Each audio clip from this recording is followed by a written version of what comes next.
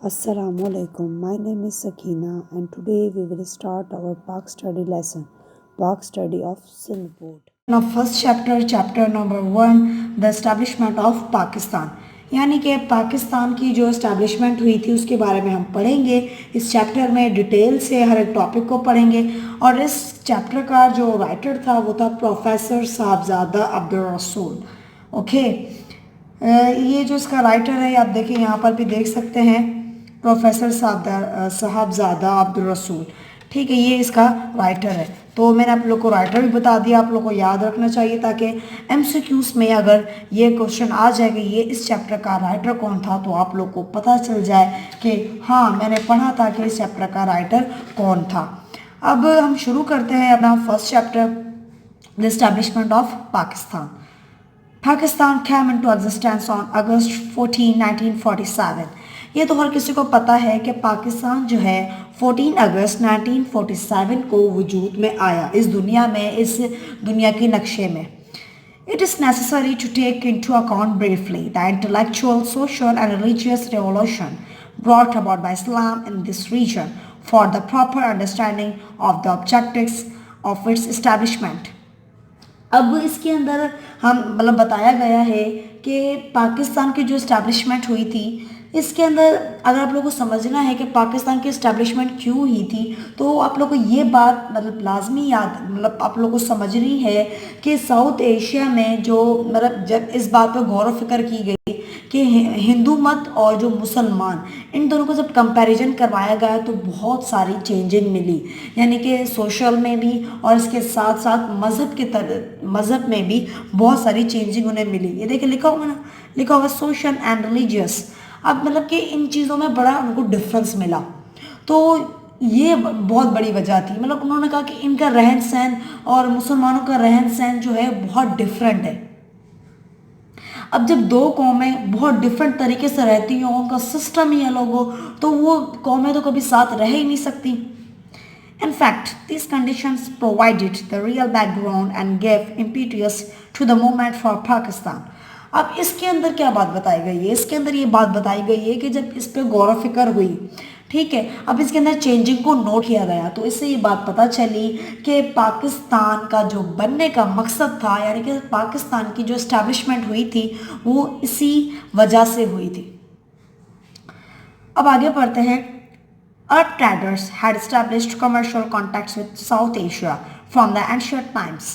अब जो अरब के जो ताजिर थे, ठीक है, अरब के ताजिर बहुत पुराने टाइम से, कदीम ज़माने से, ठीक है, उन्होंने अपना लेन देन बनाया हुआ था साउथ एशिया से, यानी कि जनूबी एशिया से। It was through these traders and merchants that the message of Islam spread throughout the length and breadth of South Asia। अब इससे क्या हुआ, जब अरब जो था, अरब के जो ताजिर थे वो कहाँ आते थे? साउथ एशिया में। उससे क्या हुआ, जो अरब के जो ताजिर जब आते थे तो इंसान आपस में बात वगैरह करता है ना, कभी इसको बातें बताता है, कभी इसी को बातें।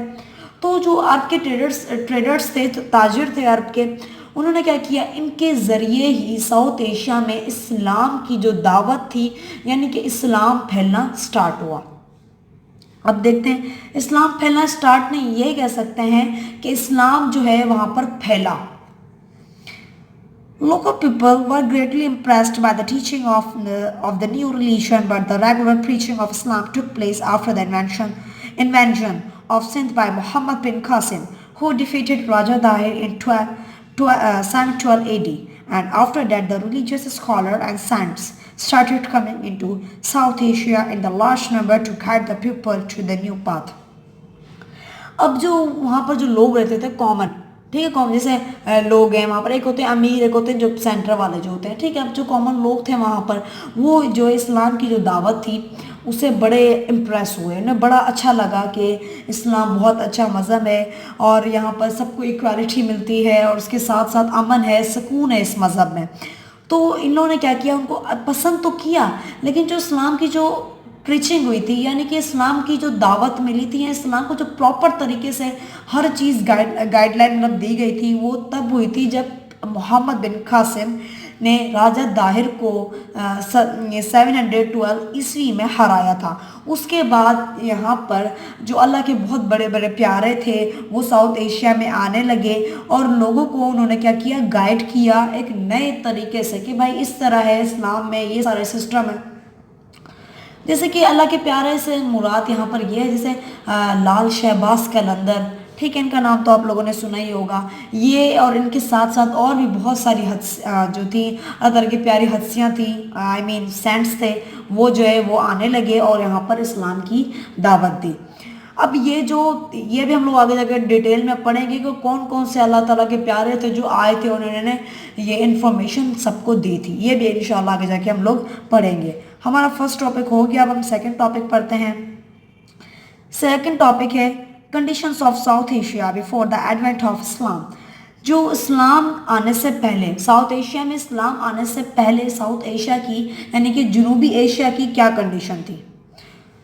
South Asia was divided in many small kingdoms and principalities before the coming of Muslims. South Asia जो है, साउथ एशिया में मुसलमानों का आने से पहले वो बहुत छोटे छोटे किंगडम में डिवाइड था। लाइक आप इसको समझने के लिए ये एग्जांपल ले सकते हैं, जैसे कि स्कूल होता है, स्कूल के अंदर डिफरेंट डिफरेंट क्लासेस होती हैं, कुछ टीचर्स स्ट्रिक्ट होती है, कुछ नहीं होती है। अब हर टीचर का अपना अपना रूल होता है। इन द सेम वे कि साउथ एशिया था वो भी एक इस तरह ग्रुप में, अलग अलग ग्रुप में डिवाइड था। The governments were at daggers strong with each other, which brought about political and geographical changes. अब इसके बाद क्या हुआ कि जैसे वहाँ पर अब छोटे छोटे किंगडम में वो सारी चीज़ें डिवाइड थी, मतलब के हिस्से डिवाइड थे, तो वहाँ पर लोगों की जो वहाँ के जो हुक्मरान थे, ठीक है, अब हर किंगडम के ऊपर कोई ना कोई तो हुक्मरान होगा ही ना। जैसे एक क्लास को गाइड करने वाला एक टीचर होता है, इन द सेम वे इनके किंगडम का भी एक बड़ा होता था, ठीक है। अब इन लोग के आपस में बहुत ज़्यादा लड़ाई होती थी, पॉलिटिकल सिस्टम में भी और जोग्राफिकल सिस्टम में भी बहुत ज़्यादा लड़ाइयाँ होती रहती थी और आए दिन ये लड़ाइयाँ चलती रहती थी। The whole area has thus fallen into a political turmoil and instability, which adversely affected the progress of society. अब जो वहाँ पर लड़ाइयाँ होती रहती थी रोज़ की, मतलब कि ना हो चुकी थी कि रोज़ में ये लड़ाइयाँ इनकी होती थी, तो उससे ये हुआ कि वहाँ पर जो तरक्की हासिल करना बहुत ज़्यादा मुश्किल हो गया। और तरक्की के जो वहाँ पर आ रहे थे, यानी कि वहाँ पर जो तरक्की के जो ख्यालात आ रहे थे वो बड़े, यानी कि ये कह सकते हैं तरक्की के असरात जो थे वो बहुत ज़्यादा नेगेटिव थे। यानी कि वहाँ अब लड़ाइयाँ जहाँ पर होंगी वहाँ तो तरक्की करना तो बहुत मुश्किल ही हो जाता है। तो यहाँ पर यही हुआ था, वहाँ पर तरक्की हासिल करना मुश्किल हो गया था क्योंकि रोज़ रोज़ की लड़ाइयाँ होती थी, लोगों की आपस में बनती नहीं थी, हुक्मरान भी वहाँ पर सही नहीं थे। अब हम आगे पढ़ते हैं। In the history of South Asia there was a time when Buddhism was the main religion. ये बहुत ज़्यादा इंपॉर्टेंट लाइन है कि एक वक्त ऐसा भी आया था साउथ एशिया में कि बुद्ध मत यानी कि बुद्धिज्म वहाँ का सबसे बड़ा मजहब बन गया था। The Hindu rulers were the zealous supporters of Hinduism. They troubled and tortured the followers of Buddhism. अब यहाँ पर क्या हुआ था कि जब बुद्ध मत जो था यानी कि बुद्धिज्म जो था वो बहुत बड़ा रिलीजन बन गया था साउथ एशिया में, तो लोग वहाँ पर जो थी ना जो थे बुद्ध वगैरह होते थे उनके ऊपर बहुत, जैसे लोगों के ऊपर बहुत ज़्यादा जुल्म होने लग गए थे कि आप इस जो बुद्धिज्म जो है रिलीजन है इसको फॉलो करो। इसके अबाउट बहुत ज़्यादा लोगों के ऊपर सख्तियाँ हुई। The attitude of the ruler of Sindh Raja Dahir who was the bigoted Hindu was very harsh and cruel towards his Buddhist subjects who therefore looked toward Muslim for help and salvation. इसके बाद क्या हुआ, वहाँ पर उस वक्त एक था राजा दाहिर, वो बहुत ज़्यादा जालिम था, ठीक है, जालिम था और लोगों के ऊपर बड़ा जुल्म करता था, ठीक है, और लोगों के ऊपर सत्या करता था कि इस मज़हब को फॉलो करो, ये वो इस तरह मतलब करके ना लोगों के ऊपर बड़ा जुल्म किया गया। अब उसके बाद क्या हुआ, the Hindu society was based on social injustice which imposed very strict restrictions on lower caste. अब जो हिंदू थे जो वहाँ पर जो लोअर कास्ट के लोग थे ना, एक होते हैं अमीर, एक होते हैं लोअर कास्ट, सबसे नीचे वाले, तो लोअर कास्ट वाले लोगों पर वो क्या करते थे, अपनी शक्तियाँ झाड़ देते थे कि भाई इस तरह होगा, आप लोग इस तरह करो, ये काम करो, वो काम करो, इस तरह करके बहुत ज़्यादा उनके ऊपर जुल्म कर दिया। From ancient times, Hindu society as a whole was divided into 4 classes.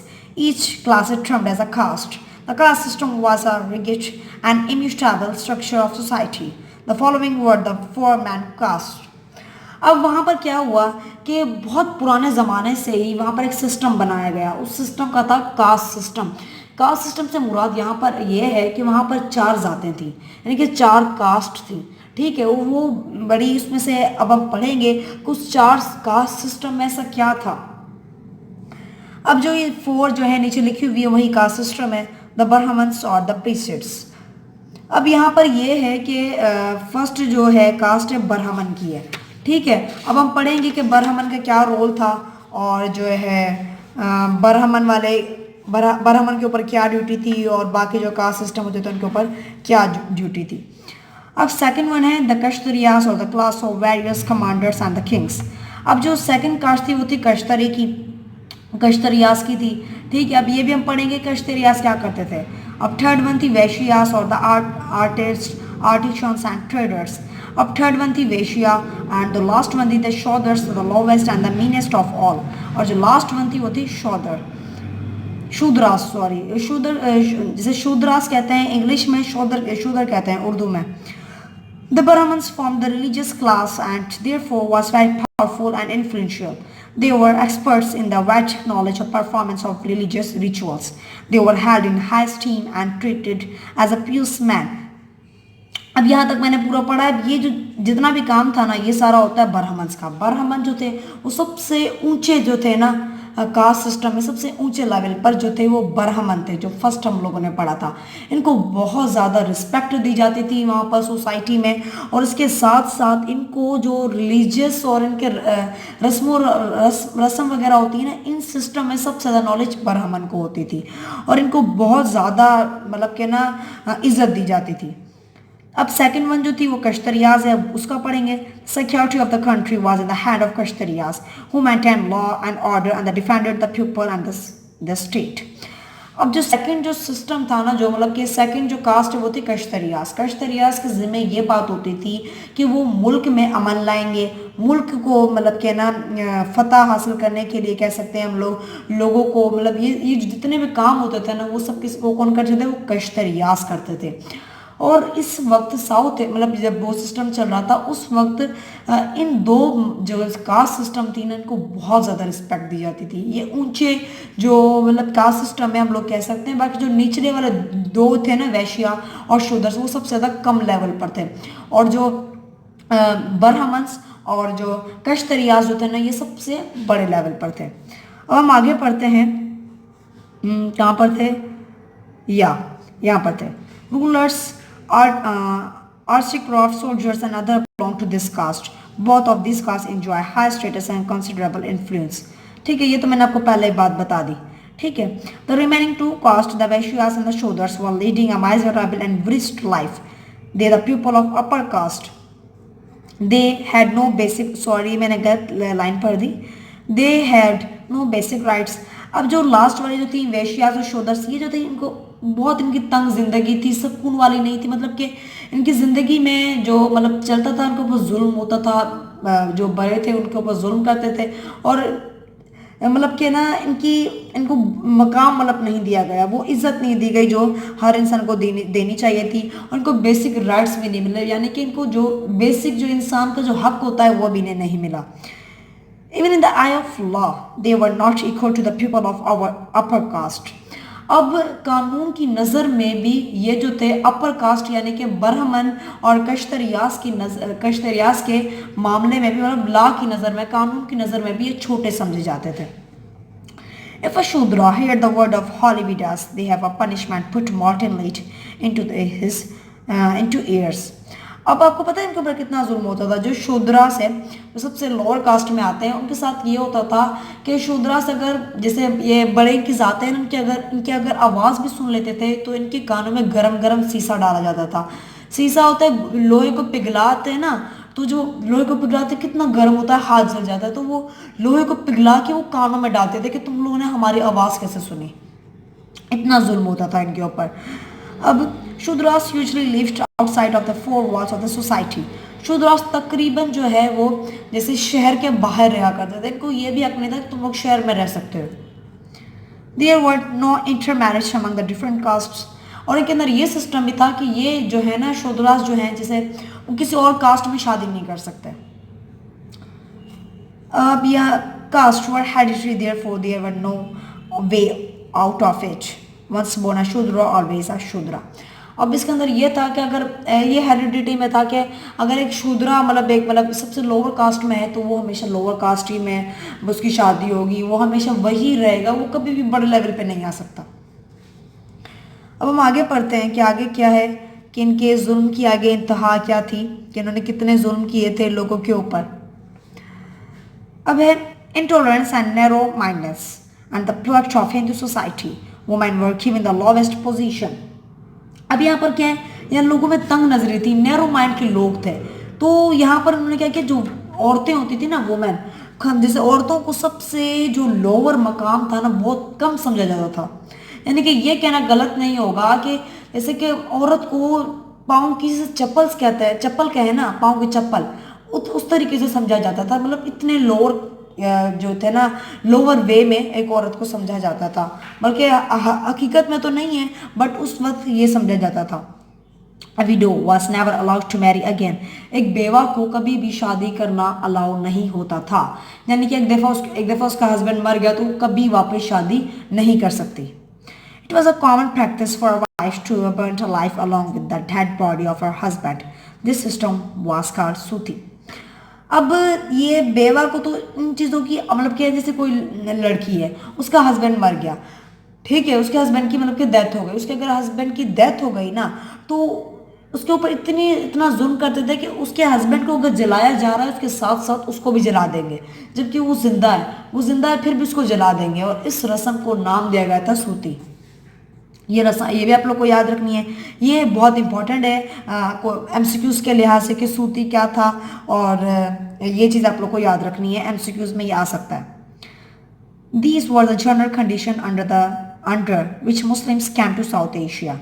Their attitude and conduct towards each other and particularly with the local people so impressed the neglected low caste of Hindus that they readily accepted Islam of their free will as a liberator from the age-old tyranny of society.